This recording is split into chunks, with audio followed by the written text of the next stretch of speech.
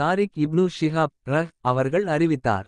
யூதர்களில் ஒருவர் உமர் ரலி அவர்களிடம், இறைநம்பிக்கையாளர்களின் தலைவரே, இன்று உங்களின் மார்க்கத்தை உங்களுக்காக நான் முழுமையாக்கிவிட்டேன். என்னுடைய அருட்கொடையையும் உங்களின் மீது நான் நிறைவு செய்துவிட்டேன்.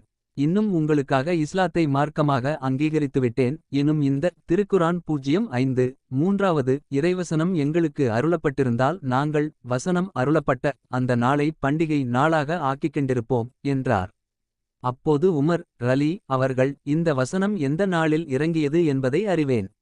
இது அரஃபா துல்ஹஜ் 9ஆம் நாள் வெள்ளிக்கிழமையன்று அருளப்பெற்றது என்றார்கள். அனஸ் இப்னு மாலிக் ரலி அறிவித்தார். நபி அவர்கள் இறந்த மறுநாள் முஸ்லிம்கள் அபூ பக்ர் ரலி அவர்களுக்கு அவர்களை கலீஃபாவாக ஏற்று விசுவாசப் பிரமாணம் பயத் செய்து கொடுத்தபோது உமர் ரலி அவர்கள் இறைத்தூதர் அவர்களின் சொற்பொழிவு மேடை மிம்பர் மீது அமர்ந்தார்கள். அபூ பக்ர் ரலி அவர்களுக்கு முன்பாக ஏகத்துவ உறுதிமொழியை கூறினார்கள்.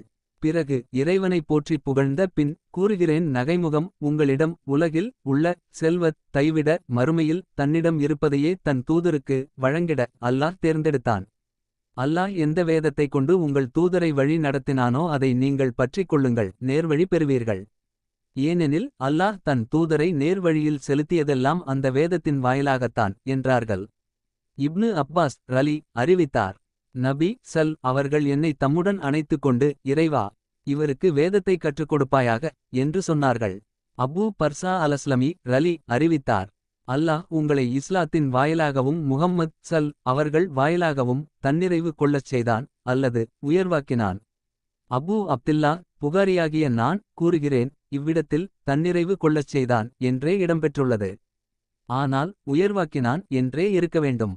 இதே தலைப்பிலுள்ள என்னுடைய தனி நூலின் மூலத்தில் காண்க. அப்துல்லாஹ் இப்னு தீனார் அவர்கள் அறிவித்தார். அப்துல்லாஹ் இப்னு உமர் ரலி அவர்கள் அப்துல் மலிக் இப்னு மர்வான் அவர்களுக்கு விசுவாசப் பிரமாணம் செய்து பின்வருமாறு எழுதினார்கள். நான் அல்லாஹ் வகுத்த நெறிமுறைப்படியும் அவனுடைய தூதர் காட்டிய வழிமுறைப்படியும் என்னால் இயன்றவரை உங்கள் கட்டளைகளை செவியேற்று கீழ்ப்படிந்து நடப்பேன் என உறுதி அளிக்கிறேன் என்று இறைத்தூதர் அவர்கள் கூறினார்கள். நான் ஒருங்கிணைந்த பொருள்கள் கொண்ட வார்த்தைகள் வழங்கப் பெற்று அனுப்பப்பட்டுள்ளேன்.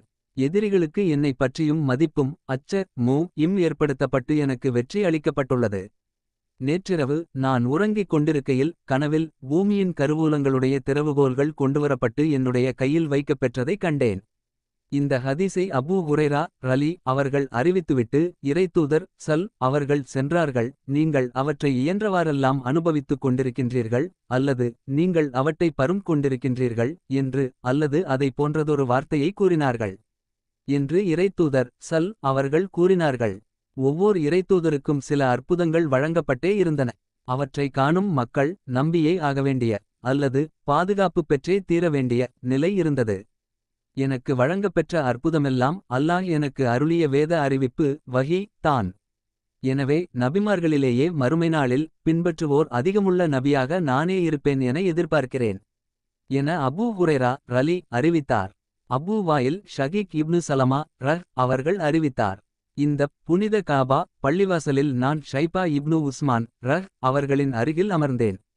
அவர்கள் சொன்னார்கள், உமர் ரலி அவர்கள் என்னுடன் நீங்கள் அமர்ந்திருக்கும் இதே இடத்தில் அமர்ந்திருந்தார்கள்.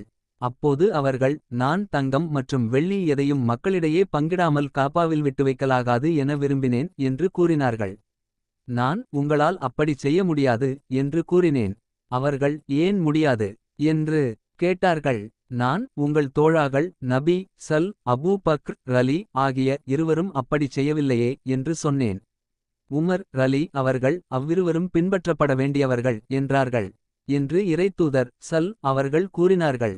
இயற்கையாகவே மனிதர்களின் ஆழ்மனதில் அமானத் எனும் நம்பகத்தன்மை வானிலிருந்து வந்து இடம் பிடித்தது. அதற்கேற்ப குரானும் அருளப்பெற்றது.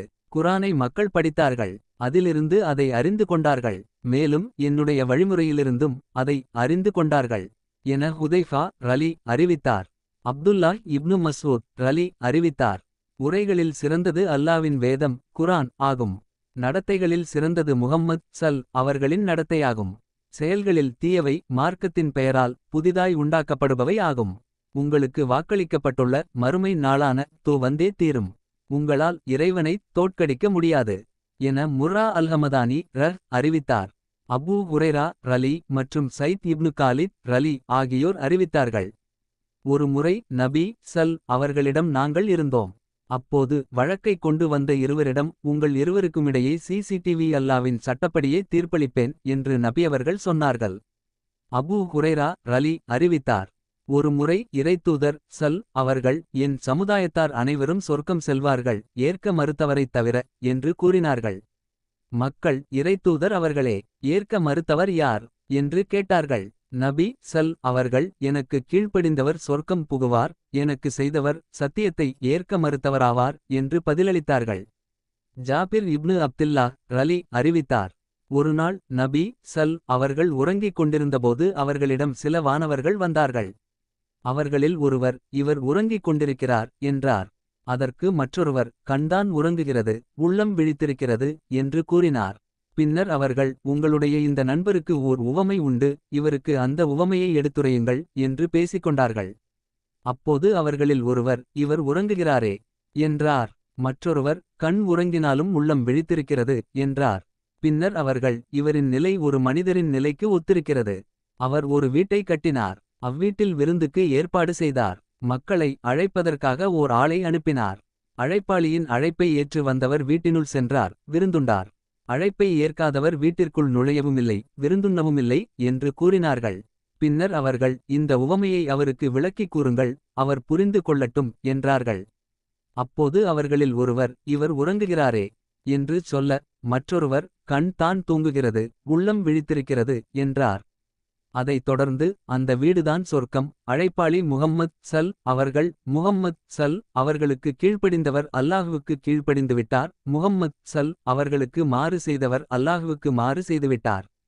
முஹம்மத் அவர்கள் மக்களை நல்லவர் கெட்டவர் என பகுத்துக் காட்டிவிட்டார்கள் என்று விளக்கமளித்தார்கள். மற்றோர் அறிவிப்பாளர் தொடரில் ஜாபிர் ரலி அவர்கள் ஒரு நாள் நபி அவர்கள் எங்களிடம் இந்த நிகழ்ச்சியை தெரிவித்தார்கள் என்று கூறினார்கள். ஹுதைஃபா ரலி அறிவித்தார். இறைவேதத்தை நபிவழியையும் கற்றறிந்த மக்களே, நீங்கள் அதில் உறுதியோடு இருங்கள். அவ்வாறு இருந்தால் நீங்கள் எல்லா வகையிலும் அதிகமாக முன்னுக்கு கொண்டு கொள்ளப்படுவீர்கள். அந்த நேர்பாதையை விடுத்து வலப்பக்கமோ இடப்பக்கமோ திசை மாறிச் சென்றீர்களானால் வெகுதூரம் வழிதவறிச் சென்றுவிடுவீர்கள். இதை ஹம்மாம் இப்னு அல்ஹாரிஸ் அறிவித்தார் என்று இறைத்தூதர் அவர்கள் கூறினார்கள். எனக்கும் என்னை அல்லாஹ் இந்த மார்க்கத்தை கொண்டு அனுப்பியுள்ளானோ அதற்கும் எடுத்துக்காட்டாகிறது, ஒரு மனிதரின் நிலையைப் போன்றதாகும். அவர் ஒரு சமூகத்தாரிடம் சென்று, நான் இன்ன பெரும் படையை என் கண்களால் பார்த்தேன். எந்நேரமும் அப்படை உங்களை தாக்கலாம். அதை எதிர்கொள்ளும் ஆற்றல் உங்களிடம் இல்லை. நான் நிர்வாணமாக ஓடிவந்து எச்சரிக்கை செய்ப வனை போன்ற வன். எனவே தப்பித்துக் கொள்ளுங்கள் என்று கூறினார். அப்போது அவரின் சமூகத்தாரில் ஒரு பிரிவினர் அவருக்கு கீழ்ப்படிந்து இரவோடு இரவாக மெல்ல நடந்து தப்பிவிட்டனர். அவரை நம்ப மறுத்தனர், தம் இடத்திலேயே தங்கிவிட்டனர். எனவே அதிகாலையில் அப்படையினர் வந்து அவர்களை தாக்கிப் பூண்டோடு அழித்தனர். இதுதான் எனக்கு கீழ்ப்படிந்து நான் கொண்டு வந்த மார்க்கத்தை பின்பற்றி நடந்தவருக்கும் எனக்கு மாறு செய்து நான் கொண்டுவந்த சத்தியத்தை ஏற்க மறுத்தவருக்கும் உதாரணமாகும் என அபூ மூசா ரலி அறிவித்தார். அபூ ஹுரைரா ரலி அறிவித்தார். இறைத்தூதர் அவர்கள் இறந்து அவர்களுக்கு பின் அபூ பக்ர் ரலி அவர்கள் கலிஃபாவாக ஆட்சித் தலைவராக ஆக்கப்பட்டபோது அரபுகளில் சிலர் சகாத் வழங்க மறுத்தன் மூலம் இறைமறுப்பாளர்களாய் மாறினர். அவர்களின் மீது போர் தொடுக்கப் போவதாக அபூ பக்ர் அறிவித்தார்கள். அப்போது உமர் ரலி அவர்கள் அபூ பக்ர் ரலி அவர்களிடம் இந்த மக்களுடன் நீங்கள் எவ்வாறு போரிட முடியும்? இறைத்தூதர் அவர்கள் அல்லாஹ்வைத் தவிர வேறெவரும் வணக்கத்திற்குரியவர் அல்லர் என்று சொல்லும் வரை மக்களுடன் போர் புரியும் படி எனக்கு கட்டளையிடப்பட்டுள்ளது. அல்லாஹ்வைத் தவிர வேறெவரும் வணக்கத்திற்குரியவர் அல்லர் என்று சொல்லும் வரை மக்களுடன் போர் புரியும் படி எனக்கு கட்டளையிடப்பட்டுள்ளது. அல்லாஹ்வைத் தவிர வேறெவரும் வணக்கத்திற்குரியவர் அல்லர் என்று சொன்னவர் தகுந்த காரணம் இருந்தால் தவிர தன்னுடைய செல்வத்திற்கும் உயிருக்கும் என்னிடம் பாதுகாப்பு பெறுவார். அவரின் அந்தரங்கம் குறித்த விசாரணை அல்லாஹ்விடம் உள்ளது என்று கூறினார்களே எனக் கேட்டார்கள். அதற்கு அபூ பக்ர் ருலி அவர்கள் அல்லாவின் மீதானையாக தொழுகையையும் ஸ்காதியும் வேறுபடுத்தி பார்ப்பவர்களுடன் நான் போர் புரிந்தே தீருவேன். ஏனெனில் சகாத் என்பது பொருளாதார கடமையாகும். அல்லாவின் மீதானையாக இறைத்தூதர் அவர்களிடம் செலுத்தி வந்த ஒரு கயிற்றை இவர்கள் இப்போது என்னிடம் செலுத்த மறுத்தாலும் அதை மறுத்ததற்காக அவர்களுடன் போர் புரிவேன் என்றார்கள். இதை கேட்ட உமர் ரலி அவர்கள் அல்லாவின் மீதானையாக சகாத் வழங்க மறுத்தவர்களின் மீது போர் தொடுக்கும் முடிவை எடுக்கும் படி அபூ பக்ர் ரலி அவர்களின் இதயத்தை அல்லாஹ் விரிவாக்கிவிட்டான் என்பதைத் தவிர வேறெதையும் அப்போது நான் காணவில்லை. அதுவே சரி யான முடிவு என்பதை நான் அறிந்து கொண்டேன் என்றார்கள். மற்றோர் அறிவிப்பில் கயிறு என்பதற்கு பதிலாக ஒட்டகக்குட்டி என வந்துள்ளது. அதுவே சரியானதாகும். அப்துல்லாஹ் இப்னு அப்பாஸ் ரலி அறிவித்தார். உயைனா இப்னு ஹிஸ்ன் இப்னி ஹுதைஃபா இப்னு பத்ர் ரலி அவர்கள் மதீனாவுக்கு வந்து தம் சகோதரருடைய புதல்வர் ஹுர்ரு இப்னு கைஸ் இப்னி ஹிஸ்ன் ரலி அவர்களிடம் தங்கினார்கள். உமர் ரலி அவர்கள் தம் அருகே தமக்கு நெருக்கமாக வைத்துக் கொள்பவர்களில் ஒருவராக ஹுர்ரு இப்னு கைஸ் ரலி அவர்கள் இருந்தார்கள். முதியவர்களோ இளைஞர்களோ யாராயினும் குரானையும் ஹதீஸையும் கற்றறிந்தவர்களே உமர் ரலி அவர்களின் அவையோராகவும் ஆலோசகர்களாகவும் இருந்தனர். எனவே உயைனா ரலி அவர்கள் தம் சகோதரருடைய புதல்வரிடம் என் சகோதரர் மகனே, இந்த தலைவர் உமர் ரலி அவர்களிடம் உனக்கு செல்வாக்கு உள்ளதா? அப்படி இருந்தால் நான் அவரிடம் செல்ல எனக்காக நீ அனுமதி பெற்றுத்தா என்று கேட்டார்கள். அதற்கு அவர் உமர் ரலி அவர்களிடம் செல்ல உங்களுக்காக நான் அனுமதி கோருகிறேன் என்றார். அவ்வாறே உயைனாவுக்காக ஹுர்ரு இப்னு கைஸ் அனுமதி கேட்டார்கள். உயைனா ரலி அவர்கள் உள்ளே சென்றவுடன் கத்தாவின் புதல்வரே, அல்லாவின் மீதானையாக நீங்கள் எங்களுக்கு அதிகமாக வழங்குவதில்லை, எங்களிடையே நீங்கள் நீதியுடன் தீர்ப்பளிப்பதில்லை என்றார். உடனே உமர் ரலி அவர்கள் கோபமடைந்து அவரை அடிக்க முன்வந்தார்கள். அப்போது ஹுர்ரு அவர்கள் இறைநம்பிக்கையாளர்களின் தலைவரே, அல்லாஹ் தன் தூதர் அவர்களுக்கு நபியே, மன்னிக்கும் போக்கை மேற்கொள்வீராக, நன்மை புரியுமாறு ஏவுவீராக, அறிவியினர்களை புறக்கணிப்பீராக, திருக்குரான் 07-199 என்று கூறியுள்ளான்.